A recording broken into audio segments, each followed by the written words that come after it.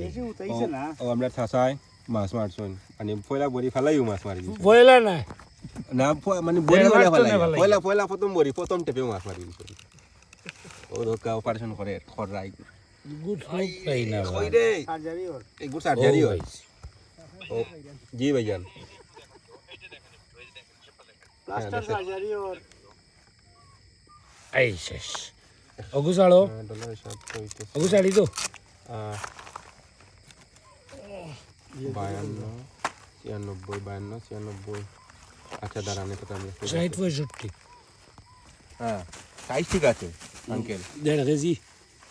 3.5 KG ডিমও বার হইছে size না না আরে বড় হইব এটা সাইজ তো ভালো আছে একবারে খারাপ না